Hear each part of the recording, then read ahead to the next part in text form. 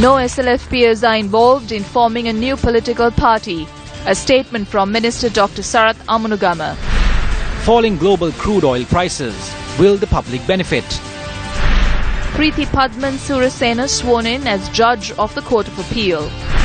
21 killed in Pakistan university attack. Taliban claims responsibility. Hello and welcome. This is Primetime News coming to you live and direct from our Newsfirst studios here in Colombo. A very good evening. I am Shahin Jurangpati. A very good evening. I'm Mahina Bongzo.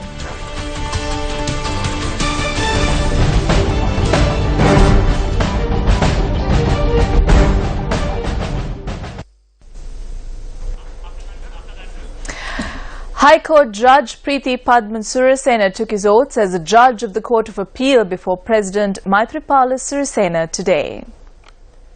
The event took place at the official residence of the President today. Justice Preeti Padman Surasena, who obtained his degree in physics from the Science Faculty of the University of Colombo, entered the Law College in 1985. In 1989, he took oaths as an attorney and later joined the Attorney General's Department as a senior state counsel. He was appointed as a judge of the High Court in 2007 and also holds a postgraduate degree from the University of London. He also serves as chairman of the Presidential Commission of Inquiry to investigate and inquire into serious acts of fraud and corruption.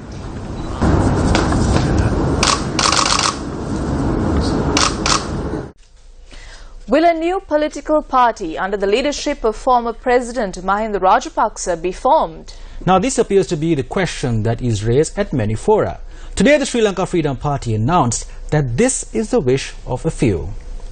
Vasudeva Nanaikara is not a member of the party. He may call for this, but he is not from the SLFP.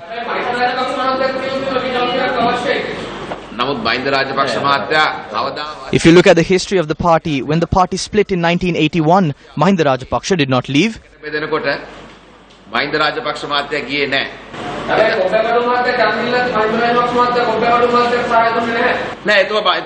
He was with the madam in the party. Basil Rajapaksha left. Even in 91, he did not leave. However, those close to him left.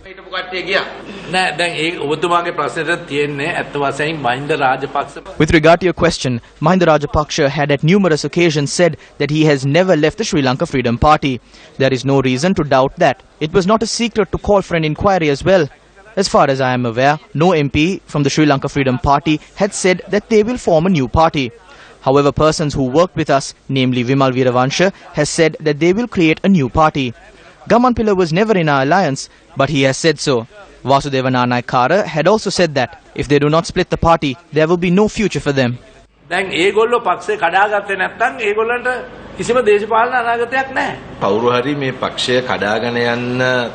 If one decides to come forward to split the party, I do not think that the supporters will follow such leaders who want to split the party and give an advantage to the United National Party. I do not believe that they will allow all the local government institutions to come under the United National Party. A party is a party. Questions were raised on the creation of a new party at a media briefing convened by several opposition parties.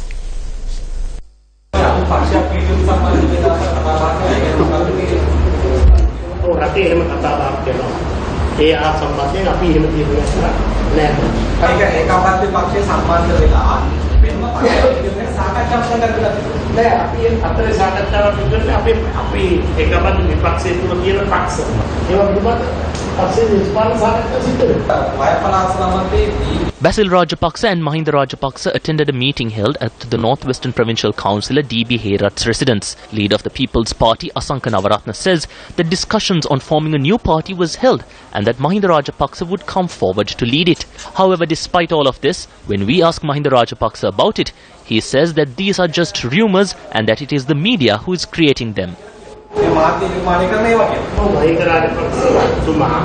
While bearing his membership in the Sri Lanka Freedom Party, Mahinda Rajapaksa represents the hopes and wishes of the 5.7 million people who voted for him in the presidential election and the 4.7 million people who did so at the parliamentary election. ශ්‍රී ලංකා නිදහස් පක්ෂයේ විදිහට ඔබතුමා කැමති ඊළඟ ඡන්දෙ වෙනම පක්ෂයෙන් යන්න ඡන්දෙ දීපු ජනතාවගේ ඉල්ලීම මොකද්ද ජනතාව ඒ පක්ෂයෙන් යන්න කියලා ඔබතුමා යනවා ජනතාව ඉල්ලා සිටියට යනවා Vasudeva නානායක Vasudeva Nanayakkara had made a statement that this new party has already entered the political landscape of the country with a new identity and that they have the leadership of Mahinda Rajapaksa to do what is required to move ahead.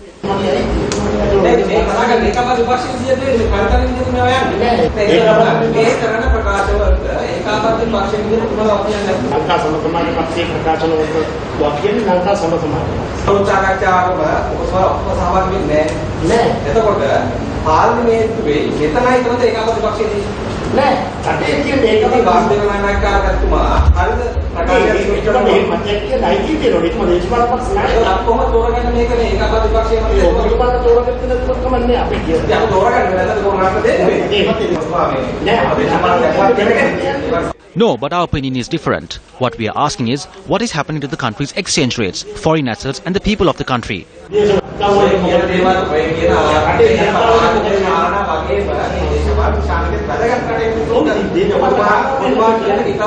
We are not here to just report the little that you say. You must respond to the questions we ask.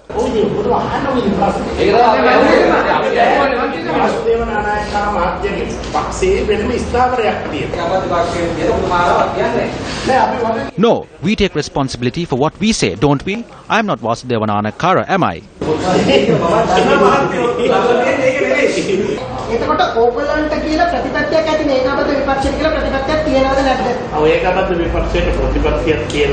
So according to that policy, can all of the 6 parties under the joint opposition convene 6 separate media briefings where 2 parties say one thing while the other says another? So can this be defined as a policy? Several groups, inclusive of the former heads of local government institutions, convened a media briefing today. Public representatives who represented the Dambulla Urban Council and the Dambulla Pradeshya Sabha convened a media briefing in Dambulla today. The grassroots of the Sri Lanka Freedom Party says that if one is coming to seek the votes of the people using the name of Mahinda Rajapaksa, such persons are not welcome. We as members of the Sri Lanka Freedom Party request the President to involve the program of Mahinda Rajapaksa and move ahead. It is only then that we can achieve victory. I make this statement on behalf of the people of Dambulla. Members of the alliance who represented local government institutions in the Anuradhapura district convening a media briefing commented on the local government polls. As local government institutions, we have decided to contest the elections by joining with a newly formed organisation.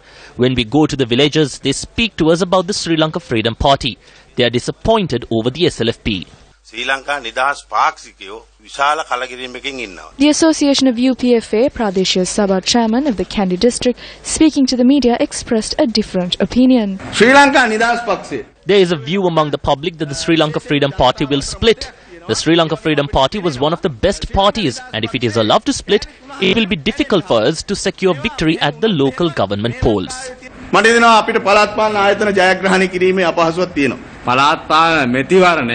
At the local government election, we can secure victory for the party.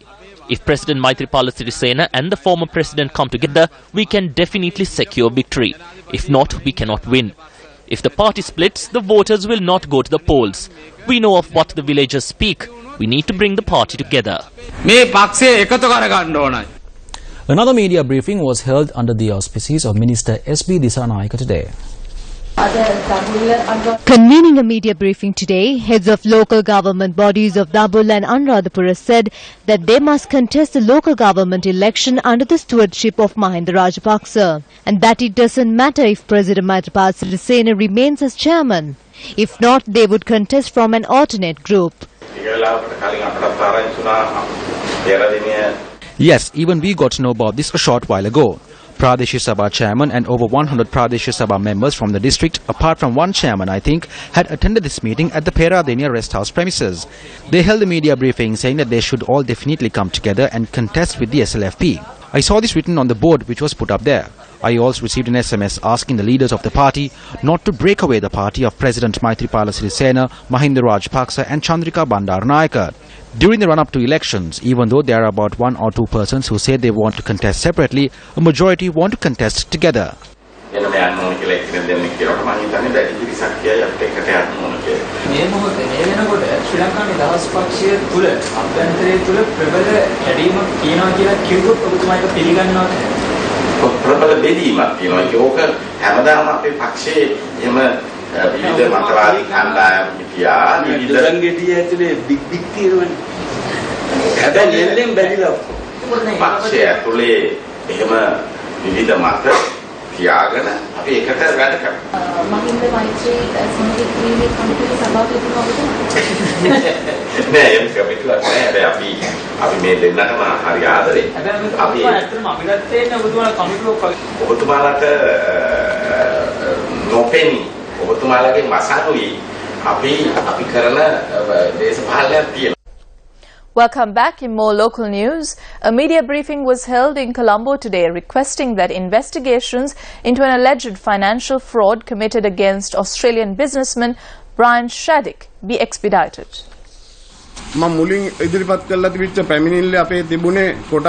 The initial complaint filed by us is with regard to the transfer of shares. Today, the value of those shares is 110 million rupees. In addition, there was another business in which Brian Shaddick had invested in.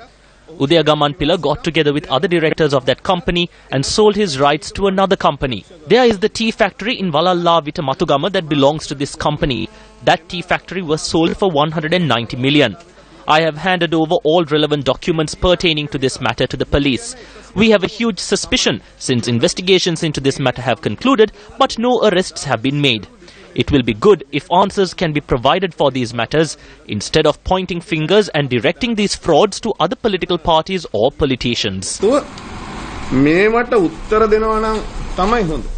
In business news, oil prices fell further with US crude touching its lowest since 2003 as a global supply glut bumped up against bearish financial news that sparked deeper worries over demand. Now, will the Sri Lankan consumer benefit from this? The question was raised at a media briefing attended by the subject minister. We have incurred a colossal loss by importing crude oil for a higher price prior to 2014 and selling it for a concessionary rate. We focused our attention towards a number of important facts and held several rounds of discussions to create the price formula. The Ministry of Finance must provide its recommendations. In January, there was a massive price reduction. Crude oil distributed at present are from the stocks imported before October. I do not think anyone bids for such a price in the tenders that were closed yesterday. It will take us some time to provide this relief. At present, it is not practical. A topic that is hotly trending on diverse media is the inclusion of computer and information technology services under the services sector in the Indo-Sri Lanka trade agreement. Newsfirst delves deep. I assert to the chamber once again that our government will never sign the CEPA agreement under any circumstance and that it won't be signed under any other name. The government will enter into an economic and technical pact that is favourable to Sri Lanka. In addition to reaching a pact with India, we also hope to reach an agreement with China and Singapore as well. An assurance by the Prime Minister. The discussion on the proposed Indo-Lanka Economic and Technology Cooperation Agreement has now taken centre stage. SLASCOM, Sri Lanka Association of Software and Services Companies, an organisation looking after the interest of IT professionals in the country, issued a statement expressing their concern on the proposed agreement. The statement reads, SLASCOM, with utmost caution, will evaluate any trade agreement and we reiterate that we will not support any agreement that is detrimental to the industry and the country. The opposition, meanwhile, has raised their eyebrows over the proposed agreement between Sri Lanka and neighbour India. The job opportunities of all individuals employed in the information technology sector in our country are at stake. This is because there is an accepted salary structure that exists in this industry. This salary structure can collapse if IT specialists from India arrive in our country. A number of individuals engaged in the IT sector may lose their jobs if this agreement is reached. Therefore, before this agreement is signed, the government needs to engage in discussions with the relevant sectors. If the agreement is signed without carrying out such discussions, we would bring the people together and work on behalf of the people. Over 72,000 IT professionals are currently employed in state and private sectors of the country, out of which 25,000 professionals branch out to the export sector. 3,000 pass out as information technology graduates from state universities, while another 3,000 pass out from private universities, looking at opportunities in a growing IT and BPO market in Sri Lanka. Bilal Hassan, an IT undergraduate from the University of Kelaniya, will also be trying out his luck at a blue-chip company in a few years among 6,000 graduates, and says that the future has to be promising. The agreement has its pluses and minuses, but as an IT undergraduate, what I am concerned is the free movement of individuals between the countries. Realistically speaking, what will happen is a large number of Indians will come to Sri Lanka and seek employment, which will put our jobs at stake. The IT and the BPO industry generates $700 million revenue annually, placing itself as the 5th largest export industry in Sri Lanka, contributing silently but steadily to the economy. Last afternoon at a media briefing, the State Minister of International Trade gave a commitment and said no country will be allowed to exert influence on the island nation. We will only be signing the agreement if there are benefits to the country. At the same time, there will be no undue influence from India. Welcome back. The World Economic Forum 2016 commenced in Davos, Switzerland today. Prime Minister Ranil Wickremesinghe, who is also attending the forum, had noted that Sri Lanka will go ahead with the Port City project and had also invited Chinese investors to come to Sri Lanka. Nearly 40 world leaders and over 2,000 economists are participating at the World Economic Forum 2016. This is the first time that a Sri Lankan leader will be participating at the forum on a special invitation. At the forum, Prime Minister Wickremesinghe engaged in talks with CEOs from a number of global blue-chip companies. These corporate leaders had shown enthusiasm in making large-scale investments in the island during the course of this year. On the sidelines of the forum, the Premier also held bilateral discussions with the Prime Minister of Sweden, Stefan Löfven, and also with the Prime Minister of Turkey, Ahmet Davutoglu. Convening a media briefing today, the Unity Through Power Devolution movement expressed views on the protests which were staged by the Frontline Socialist Party yesterday. They did not resort to tear gas to the protest march of the Frontline Socialist Party. It was easily dispersed with water cannons. Their leader is in jail for a minor issue relating to his passport. Now there have been much bigger passport-related issues. Even though Vimal Weerawangsa had to face such an issue, he was able to resolve it. So we cannot figure out what is happening here. People come rallying with black flags, and suddenly they're allowed to rally. I saw even the police in light conversations with the protesters. They walk along with the protesters with smiles on their faces, and when they reach the end point, they suddenly put up barricades and fire water cannons at them. This gives us reason to wonder if this was staged. Ranil Wickremesinghe is quite the cunning political figure. Although he calls himself G.R. Jayawardena's son-in-law, he works like G.R. Jayawardena's uncle. I wonder if Ranil Wickremesinghe asks the leaders of the Frontline Socialist Party to casually march here, and once they do, they would be dispersed with a little tear gas and water cannons, and that neither of them will have an issue.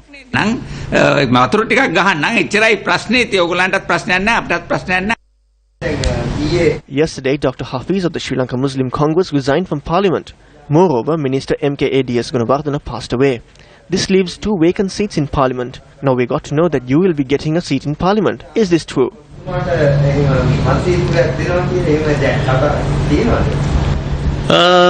I wanted to contest the election, but then I was told not to, and that I would be brought in through the national list. If they are appointing someone new, then it is I who is on the national list, but the Prime Minister is not in the country. The funeral of the late Minister of Land, MKADS Gunawardena, will take place on Saturday in Kantale under full state honours. The remains of late MKADS Gunawardena was brought to his residence situated down Church Road, Gampa last night and were placed there until this evening. Large crowds, including a number of public representatives, paid their last respects to the late minister.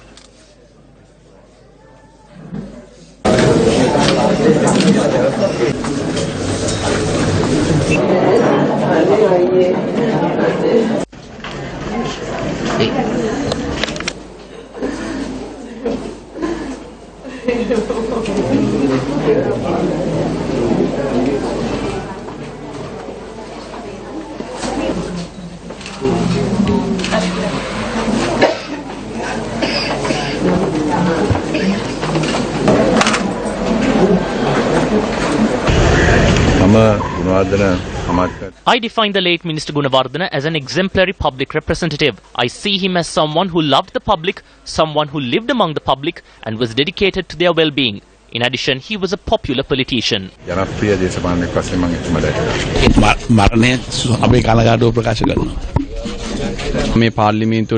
We consider and appreciate him as a politician who attended Parliament without even wearing a pair of slippers. He was never scolded by anyone, nor did he plunder the resources of the country. He always wanted to develop the country. I think his death will be a huge loss for the government and the country. We pray that he rests in peace. Following religious observances at his residence in Gampa, the remains were taken this evening to Kantale.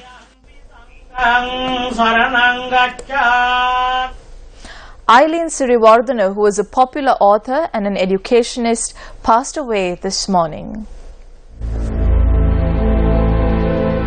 Eileen Siriwardena, who began her professional career as a teacher, went on to serve as the principal of Samuradevi College, Nugegoda and Visakha Vidyalaya, Colombo, rendering a great service to the field of education. She was an individual equipped with the knowledge of both the Sinhala and English languages and made her contribution with the pen through the works of Ahasin Polawata, Viralin Sayurata, Katharin Etherata, Shema Bhumia, Balan Harima Kadaturava and many other books. She was one of the inaugural scriptwriters for Sirasa Ranga Sabhava on Sirasa FM. Eileen Siriwardena, wife of the late administrative officer Deshamanya D.B. IPS Siriwardena, was also a presidential award winner. She passed away at the age of 87 after serving as a consultant to many government organizations, including the Ministry of Education. Her remains will lie at her residence in Nugegoda until Friday for the public to pay their last respects. The funeral of the late Eileen Siriwardena will take place on Sunday in Borala. Have we forgotten? The interim report of the Committee on Public Enterprises presented on the 5th of August 2014. Inquiry period 8th October 2013 to 8th April 2014. The committee has investigated 47 public enterprises. COPE reports that 6 state institutions had monetary transactions that were not committed in a transparent manner. Following the release of the 2014 report, the government has not acted with regard to this. The government of Mahinda Rajapaksa had 1 year and they did nothing. Then there was a 100-day government of the United National Front. On the 17th of August, a new government was elected. Both governments did not investigate this and take the necessary action. Investigate the COPE report and take appropriate action. This is our call for the government and the executive.